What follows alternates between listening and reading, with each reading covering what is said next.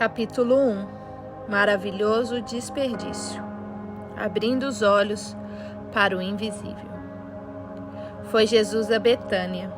João 12:1. Terminei a faculdade firmemente convencida. Eu mudaria o mundo para Deus. Enquanto estudava, fui voluntária em um ministério voltado ao ensino médio, compartilhando o evangelho com adolescentes endurecidos contra Cristo. E estava totalmente dedicada. Todo o tempo que eu não gastava estudando, passava com aqueles estudantes no mundo deles. Tempos profundos, uma vida servindo a outra. Tornei-me viciada em presenciar Deus surpreendendo as pessoas mais improváveis. No ano em que saí da faculdade, passei a trabalhar nesse ministério em tempo integral. Estava queimando por Deus e faminta por ver o que Ele seria capaz de fazer. Achava que não havia chamado mais alto do que ser usada por Deus para amar os perdidos. Era uma crença que me impelia, mas que também fez com que eu me sentisse indispensável à obra de Deus. E ao abraçar sutilmente essa compreensão de meu papel, substituí a compaixão por julgamento em relação aos que estavam simplesmente desperdiçando a juventude com qualquer outra coisa que, em minha opinião, fosse menos valiosa do ponto de vista da eternidade. Afinal de contas, eu estava ajudando Deus a mudar vidas. E não seria isso o mais importante? Estava cheia de ambição. O ponto alto do nosso ministério era o acampamento, para o qual levávamos um ônibus cheio de adolescentes vida loucas. Todas as atividades e experiências eram lindamente pensadas para ilustrar a pessoa e o amor de Deus por aqueles estudantes. Aventuras diárias ao ar livre, desembocando em noites de compartilhar o Evangelho. Contávamos as histórias de Jesus e dávamos aos adolescentes a oportunidade de convidá-lo a entrar em suas histórias. E muitos faziam. Na última noite do acampamento, aqueles que haviam decidido seguir Jesus tinham a oportunidade de levantar-se e anunciar essa mudança de vida. Eu esperava ansiosamente por aquela última noite durante toda a semana. Ela permanecia suspensa em minha mente pelo ano seguinte como flocos de neve de um globo de vidro, distante, brilhante e majestoso. No salão central estavam reunidas algumas centenas de adolescentes, suados que haviam acabado de passar uma semana inteira embolando roupas sujas em mochilas lotadas, limpando dormitórios e despedindo-se em lágrimas, como se estivessem deixando seus melhores amigos, embora os tivessem conhecido há apenas uma semana. A sala se enchia de pessoas e de música, de expectativas e novas vidas. Quando a música acabava e a última palestra era encerrada, jogadores de basquete nervosos, garotas populares e membros de clube de matemática se levantavam um de cada vez e compartilhavam a novidade de que, naquela semana, haviam entregado sua vida a Jesus. Digam-no, ó remidos do Senhor. Salmo 107:2. Meu coração se acelerava naquelas noites porque eu sabia que era só o começo. Eu sabia o tremendo impacto que aquelas dezenas de sim teriam. No ano que se seguiria, alguns dos adolescentes presentes abririam a Bíblia pela primeira vez e pediriam que Deus invadisse o mundo ao seu redor. A mudança de vida causaria ondas que influenciariam famílias, amigos e times de futebol. Alguns contariam aos filhos e netos que aquele tinha sido a noite responsável por mudar tudo. Eu olhava ao redor e procurava abarcar tudo, como se a minha perspectiva panorâmica fosse capaz de absorver a magnitude daquela noite, daquela semana. Eu via Deus refletindo na face corada dos adolescentes que buscavam um novo começo. Ao final do acampamento, eu voltei para casa com uma lista ainda maior de vidas que eu queria influenciar. Quando adolescentes estão em chamas por Jesus, seus pais voltam a aparecer na igreja aos domingos. Fazem perguntas e participam de estudos bíblicos. Aquela havia sido a minha oração. Era tudo o que eu queria quando fui trabalhar ali em tempo integral. O trabalho era por vezes duro e exaustivo, mas as histórias de mudanças de vida me motivavam. Elas validavam meu chamado e minha paixão. Elas me mantinham ali. Até que em determinado ano, perderam o efeito. Vidas ao meu redor estavam mudando por Jesus, mas a minha própria vida permanecia estagnada. Minha paixão pelo ministério se desvaneceu e foi substituída por uma vaga sensação de vazio. Ao jantar com um adolescente que havia acabado de convidar Jesus a entrar em seu coração, eu me pegava repetindo respostas que já havia dado por anos e anos. Eu sabia compartilhar o amor de Deus, mas não me sentia mais vivendo esse amor. Havia uma voz em minha cabeça e eu pensava: será que eu estou repetindo essas coisas sobre Deus ou realmente creio nisso? E então, eu voltava para casa e examinava o meu coração, separando tempo para sentar-me com Deus e fazer aquela pergunta em voz alta. Com exceção desse momento, o restante do tempo era desconfortável, como se eu precisasse falar sobre as coisas que são ditas em voz baixa para um amigo próximo, mas que nesse caso eu deveria dizer para um conhecido distante. Não sabia nem por onde começar. Eu ficava mais de 30 minutos com a Bíblia aberta, mas sem um estudo bíblico para planejar. Eu não fazia ideia de quem eu mesma deveria ser. Também não tinha certeza de quem Deus era em meu silencioso tempo menos produtivo e nos momentos não essenciais da vida. Eu conhecia Jesus como aquele que havia andado por sobre as águas, acalmado a tempestade e curado um leproso. Eu poderia descrever Deus até dormindo, mas quem Deus era para mim em todos aqueles dias comuns, aqueles em que eu não precisava que Ele acalmasse uma tempestade, andasse sobre as águas ou me ajudasse a montar um estudo bíblico. Naqueles dias em que eu precisava pagar as contas, limpar o banheiro e cuidar dos filhos de uma amiga. Quem era Deus? Eu não tinha dúvida de que Ele era o Deus dos adolescentes endurecidos, capaz de aquecer corações gelados e trazê-los para mais perto de si.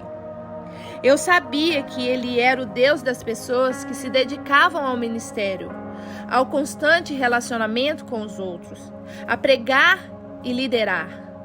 Mas quem era Ele para mim quando eu não estava ocupada mudando o mundo? Quando eu estava só? Quem era Ele para mim quando eu não tinha absolutamente nada para lhe oferecer? Essas questões, por fim, levariam meus olhos para contemplar a beleza invisível de uma vida escondida em Deus. Mas, como em qualquer começo, elas me deixavam desconfortável. Eu sabia que Deus olhava benevolentemente para mim, mas presumia que tal benevolência estivesse ligada ao que eu produzisse para o reino. Quando me sentia produtiva no ministério, não era difícil imaginar que Deus pensasse em mim com amor, ou que me visse com afeição. Era bem mais difícil tentar imaginar o que Ele pensaria sobre mim nos momentos do dia em que não estivesse fazendo algo tangível para Ele. As horas em que me senti exposta, incapaz de esconder-me por trás da minha produtividade para o reino de Deus. Qual seria a expressão do rosto de Deus quando eu não estivesse deixando um rastro de vidas transformadas? Como Ele se sentiria em relação a mim nos sábados de manhã em que eu ficava jogada no sofá de pijama, exausta pela semana que passou? Mas havia dentro de mim a consciência de que deveria existir algo mais em minha vida com Deus, além de ser produtiva e compartilhar as boas novas com as pessoas. Algo dentro de mim ansiava pelo Deus que eu encontraria quando não estivesse ocupada mudando o mundo. Eu sempre havia pensado que meu desejo de alcançar mais na vida seria satisfeito por mais ministério, mais impacto, mais boas obras para Deus. Contudo, ao invés de trazer mais, o crescente esforço que eu dedicava àquelas coisas foi lentamente me esvaziando. Eu achava que estivesse sofrendo de esgotamento profissional, mas era mais do que isso. Eu era motivada pela paixão de ver vidas transformadas, mas também necessitava de validação, de sentir que a minha vida poderia impactar a vida de outras pessoas de maneira significativa. Ao longo do tempo, a profunda satisfação que eu sentia em meu trabalho foi diminuindo. Aquele impulso constante, ainda que sutil, de agir e fazer cada vez mais, continuou levando-me a me sentir inadequada. Minhas expectativas a respeito de mim mesmas cresciam ao mesmo tempo em que a minha capacidade de satisfazê-las desaparecia. Pior ainda, comecei a me sentir uma peça-chave para o sucesso de Deus, mas eu não conseguia mais agir. Foi então que deixei o ministério que eu tanto admirava. Eu, o modelo de filha com sangue no olho, do tipo que se recusa a desperdiçar a própria vida, sucumbi. Tirei férias de compartilhar a respeito de Jesus e encontrei um emprego de tempo parcial. Durante boa parte de um ano, passei as tardes em meio à lavanda francesa importada, sabonetes artesanais e porcelanas italianas em uma boutique. Fui instruída a não tirar o pó das galinhas da Angola, de porcelana e de pilhas de prato. Aparentemente, as pessoas se sentem em casa assim. E, por vezes, eu não atendia mais do que 5 pessoas em um dia. Estava vivendo aquilo que costumava julgar alguém que chega ao fim do dia sem ter uma história de impacto para o reino, ou sequer uma conversa espiritual. Em lugar de levantar dinheiro com o objetivo de cavar poços para pessoas que não tinham água potável, eu passava o tempo entre jarras que custavam $100 cada. Era a vida que eu jurava que jamais teria, improdutiva, um desperdício enorme de tempo, energia e habilidades. Todavia, para surpresa de meu coração orientado à produtividade, aquela pequena loja no Barracks Road Shopping Center foi o lugar onde encontrei Deus. Eu levava minha Bíblia para o trabalho e disfarçadamente a abria sentada atrás do caixa. Pela primeira vez, eu tinha tempo livre. Discutia a palavra de Deus com ele lentamente, dando menos importância às lições que poderia extrair que a pessoa retratada na história. Eu andava em volta das mesas rústicas com peças de cerâmicas empilhadas, orando uma passagem de cada vez, com o aroma de sabonetes artesanais franceses pairando no ar. E à medida que fazia isso, percebia detalhes sobre Jesus que jamais havia visto enquanto me preparava para ministrar um estudo bíblico ou tentava sintetizar alguns versículos com a intenção de enfatizar algum ponto. Ao ler, aprendia mais sobre Deus e percebia que Ele também me observava nos detalhes do dia a dia. Começava a ver a pessoa que era a palavra que eu memorizara e citara por anos. Ele tinha olhos e um rosto.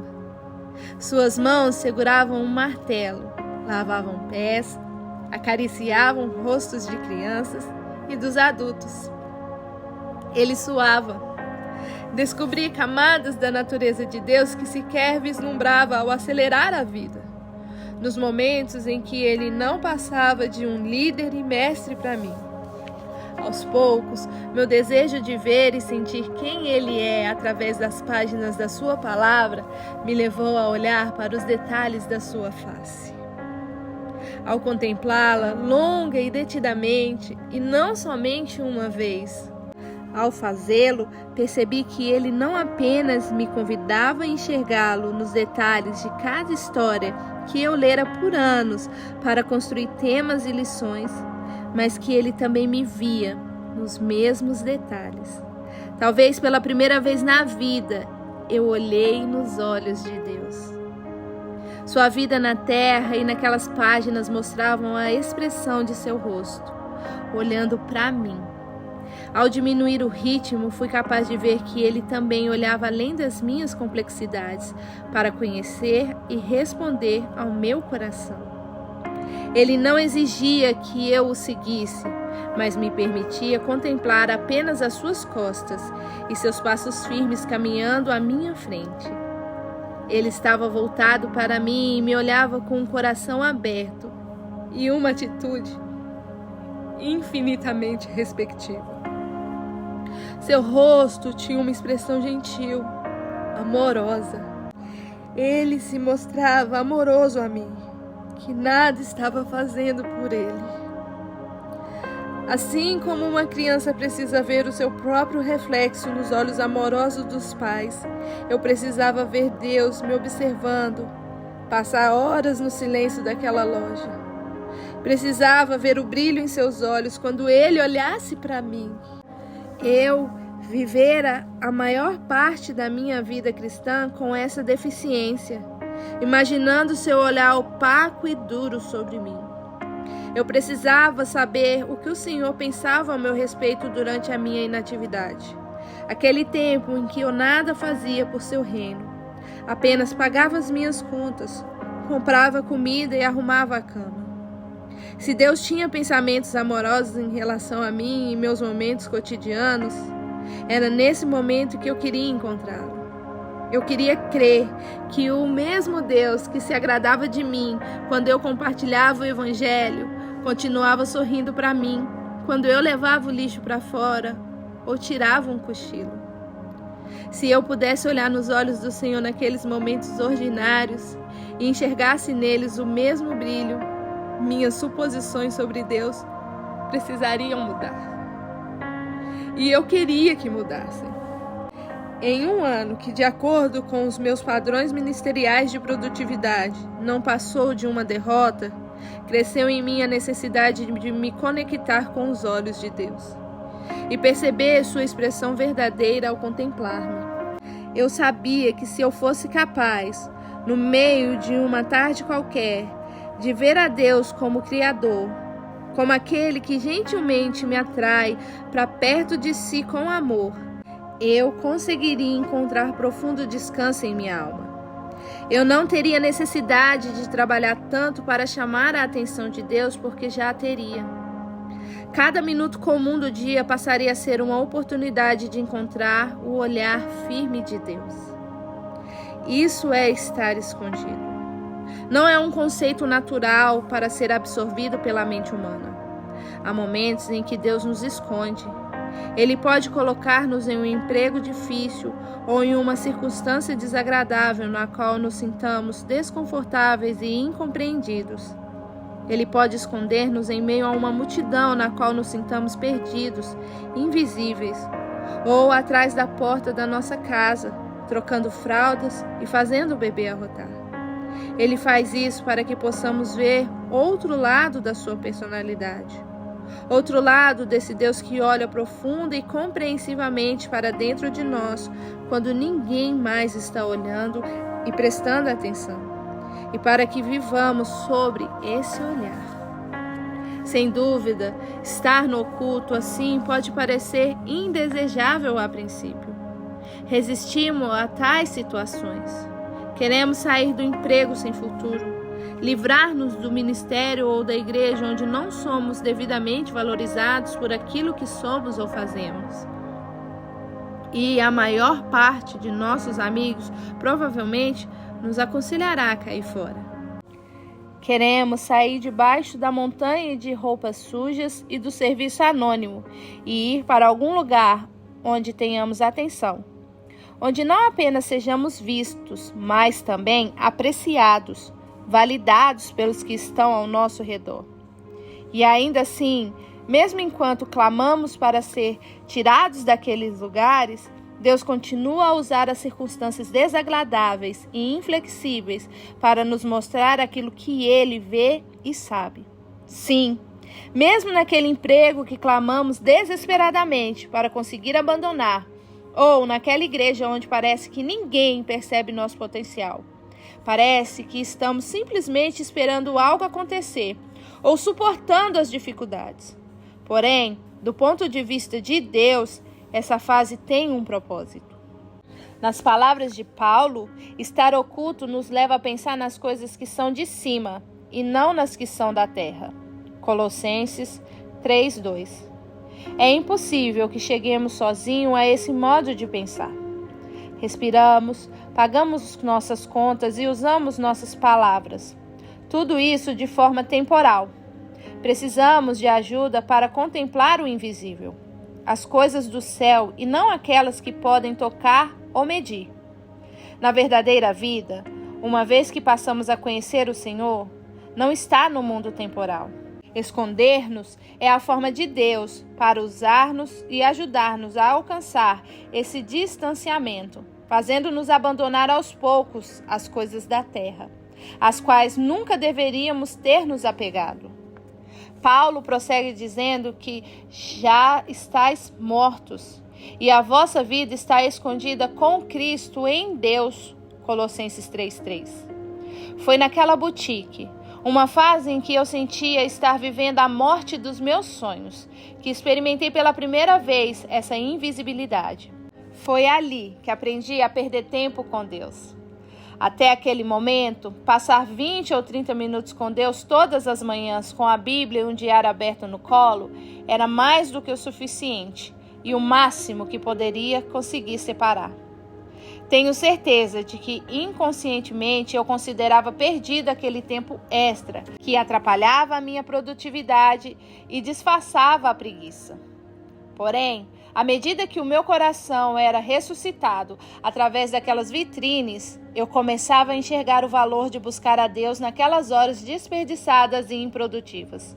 E aos poucos comecei cuidadosamente a lhe dar o acesso a partes de mim que ninguém, nem mesmo eu, havia visto antes. À medida em que meu coração passava do frenesi diário para a quietude daquela loja, as partes ocultas dos meus pensamentos afloravam. Um dia, a esposa de um dos amigos de meu marido veio à loja. Ao invés de ficar feliz em vê-la, senti-me subitamente envergonhada. Ela me flagrara sendo insignificante. Não pregando o evangelho, não trabalhando para o reino de Deus, nem usando o meu diploma da faculdade, apenas vendendo toalhas de mesa caras. E subitamente senti a necessidade de justificar minha existência inativa. Assim que a porta se fechou atrás dela, a necessidade de deixar aquele emprego e fazer algo significativo com a minha vida me consumiu. No passado, eu teria obsessivamente me fixado naquela ideia por semanas.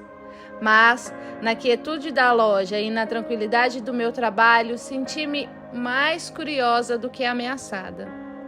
Mais um pouco de tempo e uma discussão suave com Deus criaram um espaço seguro para que eu pudesse ver as camadas existentes dentro de mim mesma. Logo de cara, após nossa interação de 12 minutos, tive a impressão de que ela era bem-sucedida e que eu estava totalmente encalhada ali. Ela tinha realizações para compartilhar. E eu sabia apenas pedir a outra loja de nossa rede uma toalha de cor que ela queria. Entretanto, percebi em seguida que a vontade de pedir demissão que me consumia no minuto em que ela saiu dali não era algo ao qual eu deveria dar ouvidos. Pelo contrário, era um indício de uma pergunta mais profunda que eu precisava fazer a Deus. Como o Senhor me vê? Especialmente agora que me sinto improdutiva e mal sucedida.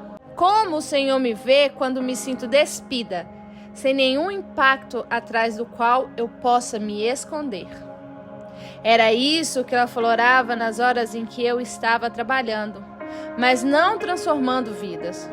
Comecei um novo diálogo com Deus que não inclui o clamor para que Ele me usasse na vida de alguém ou me permitisse fazer a diferença. Foi uma conversa na qual percebi que Ele se importava com a intimidade do meu coração.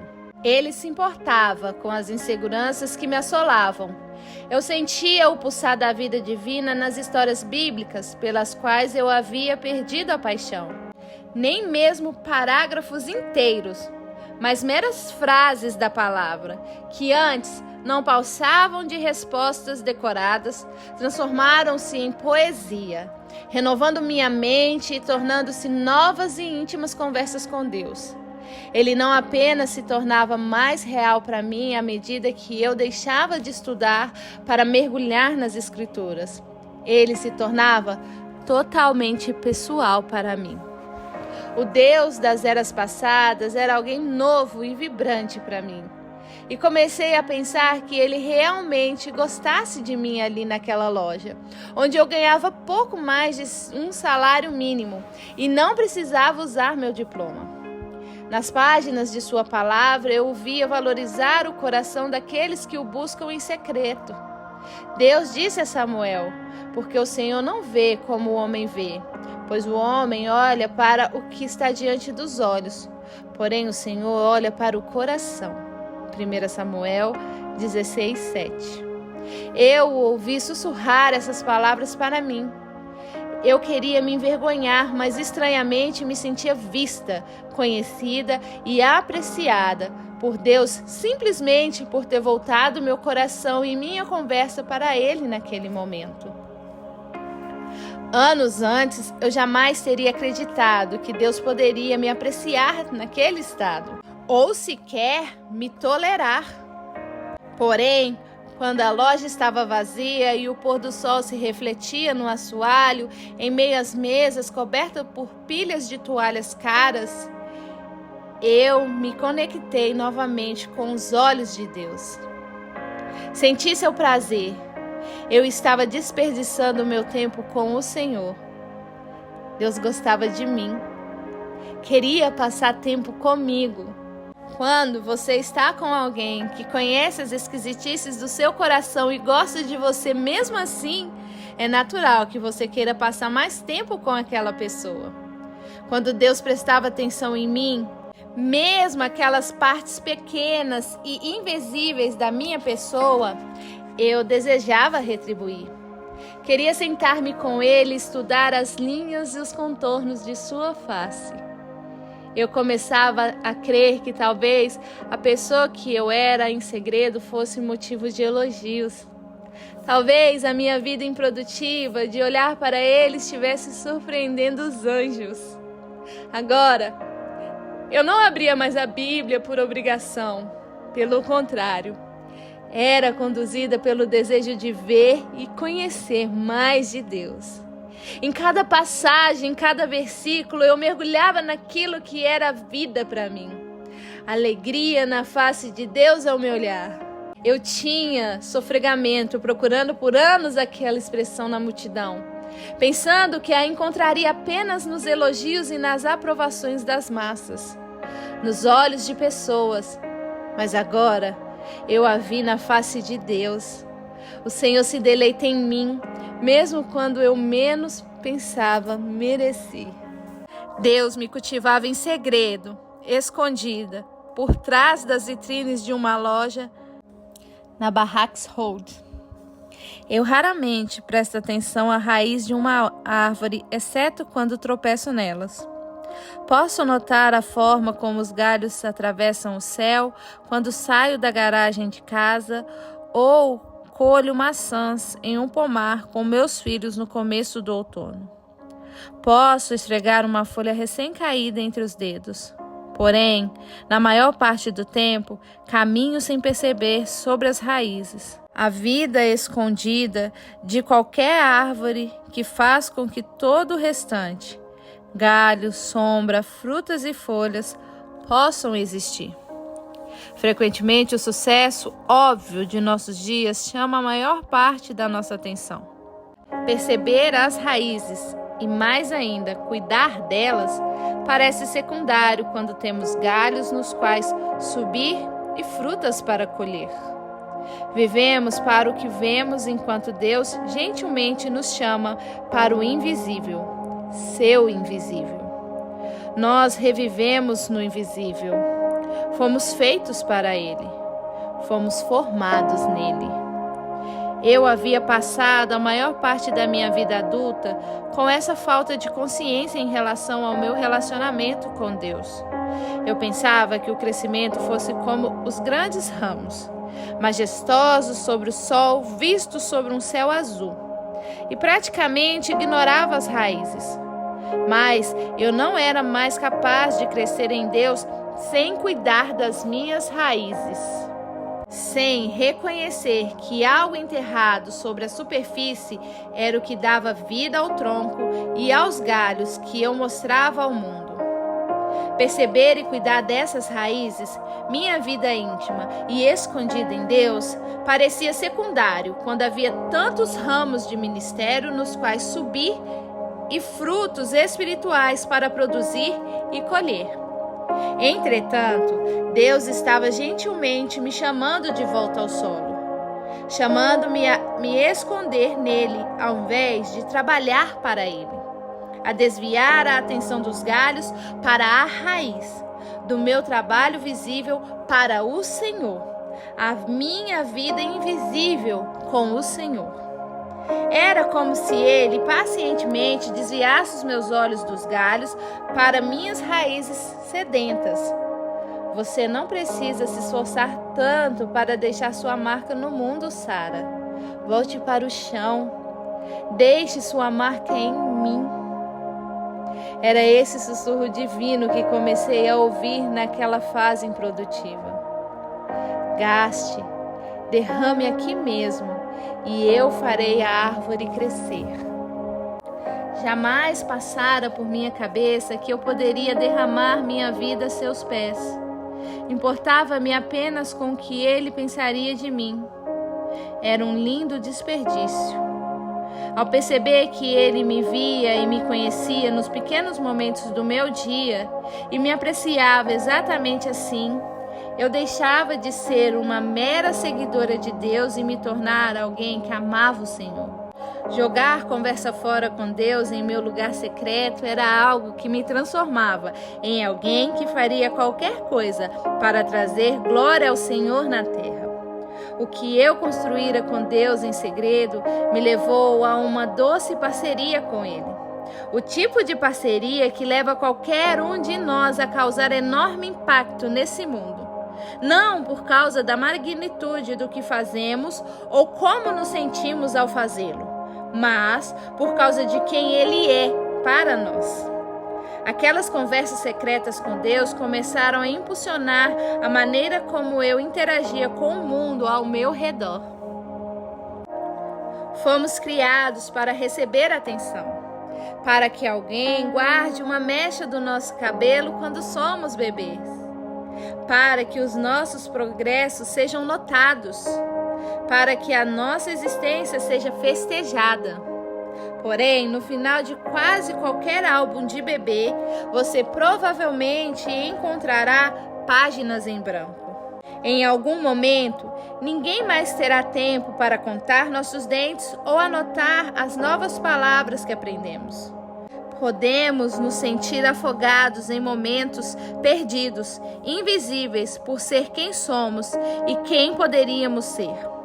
Podemos sentir que parte de nossas vidas foram desperdiçadas. O anseio por ser visto é universal. Fomos feitos para sermos conhecidos, mas há apenas alguém que pode nos conhecer. Ele é o que nos criou para viver momentos e horas que ninguém mais é capaz de entender. E é aí que entra a misteriosa beleza de estar oculto. Nós que vivemos a maior parte de nossos dias entre as pessoas deste mundo, não nos abrigamos naturalmente em Deus. Não buscamos insistentemente a motivação que nos impulsiona na expressão do olhar divino para nós. Ao invés disso, respondemos aos olhares, aos aplausos e à direção de outros indivíduos que nos cercam. Por isso, Deus nos esconde e o faz com maestria. Assim como Ele fez comigo. Deus às vezes nos esconde em circunstâncias obscuras. Ele nos tira do papel central a fim de que possamos descobrir a beleza de apaixonar-nos por Ele, enquanto ninguém está assistindo ou aplaudindo. Nós nos sentamos a uma mesa e trabalhamos em algo que ninguém reconhece. Empurramos carrinhos de bebê, trocamos fraldas e embalamos as crianças para que peguem no sono. Trabalhamos nos bastidores, de prancheta nas mãos, servindo a quem está no palco. Frequentamos uma igreja que não tem muito a ver com quem somos e com os dons que temos, servindo de forma discreta e invisível, fora dos holofotes. Às vezes, Deus nos esconde em provações ou sofrimento. Nós nos arrastamos por um casamento despedaçado, imaginando se a vida algum dia voltará ao normal. Recebemos um telefonema tarde da noite e uma tragédia divide nossa existência entre um antes e um depois. Perdemos nossa rotina em meio a um mar de consultas pediátricas e nos preparamos para outra noite insone, segurando a mão de um filho no hospital. Outras vezes, Deus nos esconde em plena vista, em meio a uma vida que segue a todo vapor, a fim de que aprendamos a conhecê-lo, ao mesmo tempo em que construímos uma carreira, lideramos um ministério ou cuidamos da família. Tiramos um doutorado durante o qual cada letra do nosso nome representa incontáveis horas de trabalho duro e invisível, de sacrifícios que ninguém saberá quanto custaram. Torcemos por nossos filhos da arquibancada, sabendo que há muito mais esforço por trás dos gols que marcaram na temporada.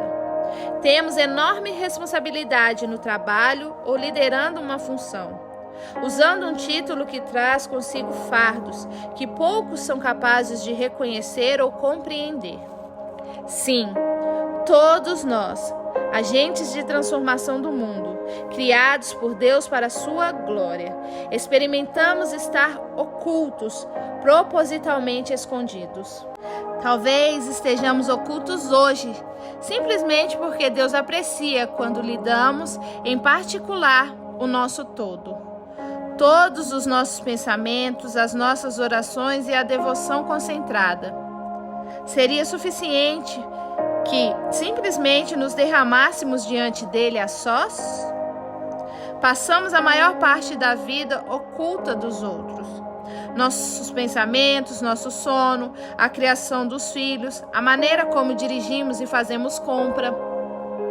Deus nos criou para que nos ocultássemos nele, não que trabalhemos para ele. No início da minha vida adulta, eu estava oculta em uma loja, entre mesas rústicas carregadas de toalhas e peças de cerâmicas, enquanto meus sonhos ministeriais definhavam em um diário gasto perdido em algum lugar do porão de casa. Quando eu era uma jovem esposa, eu estava escondida, atrás de uma escrivaninha, enquanto o sujeito com um MBA recebia o crédito por meses de meu trabalho sem jamais reconhecer minha existência. Anos mais tarde, estive oculta, sem filhos, nos chás de bebê, em lugares cheios de mulheres que conversavam sobre maternidade e trocavam roupas de gravidez. Fiquei oculta sobre pilhas de papel e dívidas de adoção, enquanto minhas amigas amamentavam seus bebês. Fiquei oculta em uma casa de hóspedes na Etiópia, com uma criança recém-adotada, que chorava por horas a fio, e percebi que nenhuma de minhas amigas jamais entenderia o suor que derramei em alguns dias de maternidade. Fiquei oculta com aquela mesma criança no colo, enquanto ela chorava novamente as feridas de ter vivido tempo demais abandonada, sem poder curar o que já havia passado. Fiquei oculta por trás de um púlpito, trêmula ao contar minha história e abrir partes vulneráveis de minha vida a escrutínios e críticos, dando às pessoas a oportunidade de comentar e entender tudo errado. Mais recentemente estou oculta, vestindo calças de moletom em casa, com 6 filhos, crianças cujas necessidades transformam meus dias em um borrão fácil de esquecer, se não estiver registrado online. Estou escondida ao sentar-me sozinha no fim do dia, cansada demais para dobrar as roupas limpas ou ajudar aquelas mãozinhas a segurar o lápis de cor. Houve uma época em que eu empilhava essas experiências todas e as rotulava como improdutivas, desperdiçadas e perdidas. Mas agora as vejo de forma diferente. Esses são dias essenciais, os mais importantes, cada um cheio de horas nas quais posso decidir ocultar-me em Deus. E me junto a multidões de homens e mulheres escondidos propositalmente para ser treinado a apaixonar-se por Deus. Eles estão limpando banheiros, batendo cartão, limpando comadres, sendo criticados e lutando contra a fadiga, com a oportunidade de encontrá-lo em meio a todo o resto. Nenhum momento é pequeno demais, insignificante demais para se ocultar em Deus e passar tempo com Ele. Deus ama nos esconder. Por trás das circunstâncias, chamados e incompreensão ou desprezo, até mesmo dos amigos mais queridos, Ele nos esconde. Podemos nos sentir encobertos e desperdiçados, mas Deus está nos treinando para que voltemos os olhos para Ele, com a intenção de encontrá-lo ali. Estar oculto não significa ser punido ou se encontrar sobre o desprazer de Deus. O salmista diz que aquele que habita no esconderijo do Altíssimo tem um refúgio e fortaleza em Deus. Salmo 91:1. Deus não nos abane para o lugar oculto. Ele nos convida a estar ali. E encontrar Deus em secreto pode ensinar um coração a cantar. Maria de Betânia. Sobre ela, Jesus disse: em todo o mundo, onde quer que for pregado o Evangelho, também o que ela fez será contado para a memória sua. Marcos 14:9. Ela pode não ter sido uma das pessoas mais memoráveis no Evangelho ou entre os discípulos de Jesus. Durante sua vida, ela provavelmente não foi uma líder extrovertida de um ministério que atraía um grande número de seguidores. Ela simplesmente tocou uma vida. E a sua história passou a ser contada para sempre. Quando Jesus foi a Betânia 6 dias antes da Páscoa, ele entrou no redemoinho corriqueiro da vida de Maria. As estradas que seus pés calejados e cansados conheciam de cor, o lugar onde ela buscava água, os pisos que ela varria. E foi naquele contexto familiar e ordinário que algo extraordinário ocorreu. Um desperdício extraordinário. Quando Jesus jantava com seus amigos, Maria derramou perfume sobre os seus pés e o secou com os próprios cabelos. Embora outros tivessem se escandalizado e criticado sua ação, Jesus a dignificou com palavras. O Filho de Deus ficou grato pelo que aquela mulher havia feito.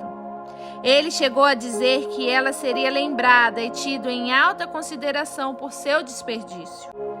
Era a história dela que ele viera para contar naquela noite.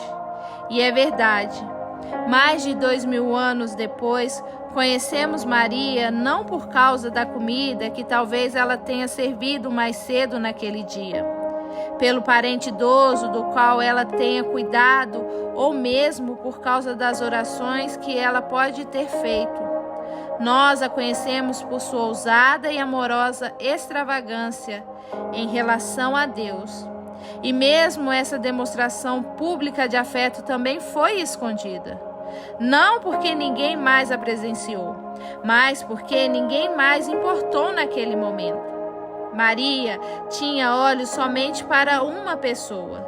Sua motivação estava relacionada a ele. Ela não chegou aos pés de Jesus buscando elogios, mas permaneceu ali apesar das críticas.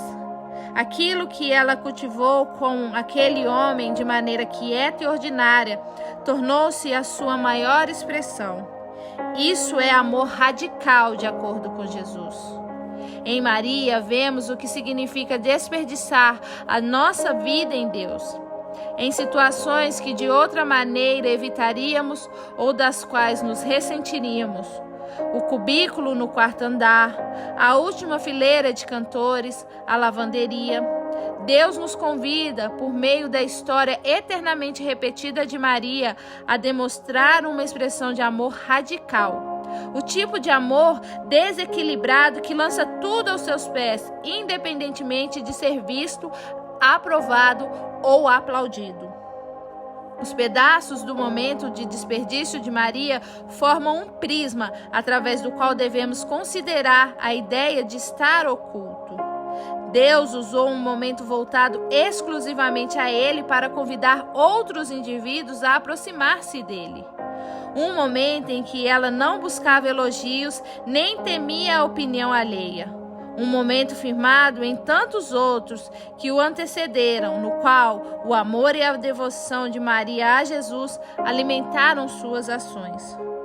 Nos capítulos a seguir, exploraremos a riqueza, ainda que por vezes ocultas, oportunidades que Deus nos dá em nossos próprios momentos de invisibilidade e a forma como podemos nos apoiar nessas circunstâncias com esperança. E como podemos crescer profundamente, continuamente. Esse convite para abraçar a invisibilidade nasce de um convite único e periódico a fazer a pergunta das nossas vidas. Quando ninguém o aplaude, quando a vida parece difícil e sem sentido, ou simplesmente quando a quietude se torna enfadonha, você se abrigará em mim?